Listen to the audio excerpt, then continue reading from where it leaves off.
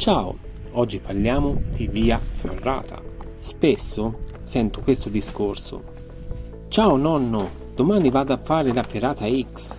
Rispondo io, attento, che difficile. Risposta scontata, tranquillo, tanto sono legato. Ma legato a cosa? Cerchiamo di fare chiarezza e cambiare un luogo comune che può essere pericoloso. Se ti stai avvicinando al mondo delle ferrate, considera che il facile e il difficile è un'opinione molto soggettiva. Fare la prima ferrata con una guida alpina può essere la scelta migliore per imparare tutte le nozioni fondamentali sulla sicurezza e progressione.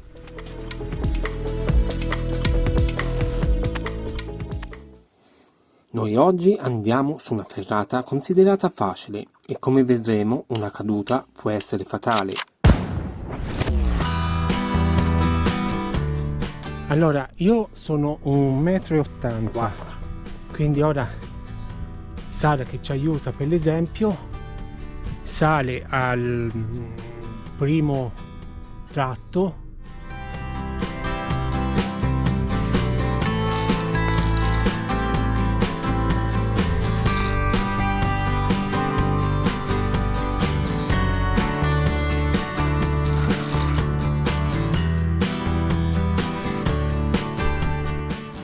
Ora Sara volutamente non ha passato i moschettoni nel tratto successivo. Se cadesse da quel punto la caduta sarebbe fatale, perché i moschettoni arrivano fino qui e Sara sbatterebbe proprio qui per terra.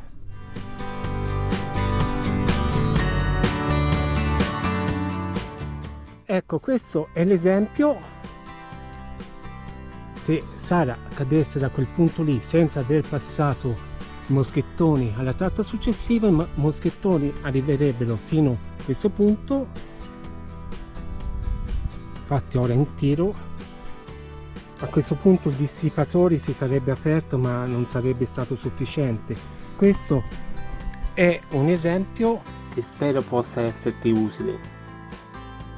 Ora Sara ci fa vedere la manovra corretta.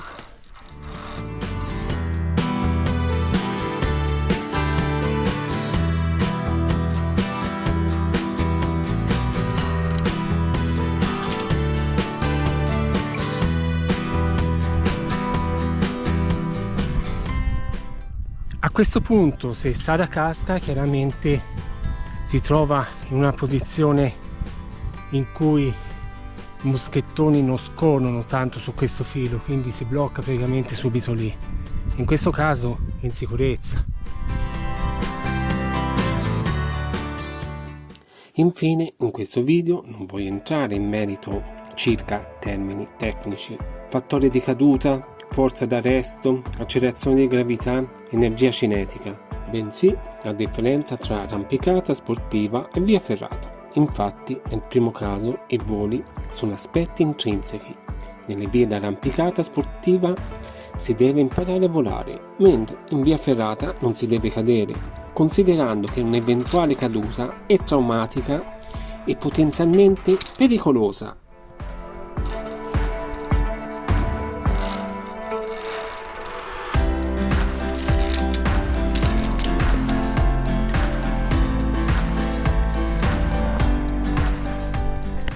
Per oggi è tutto, un grande abbraccio e come sempre buona montagna a tutti!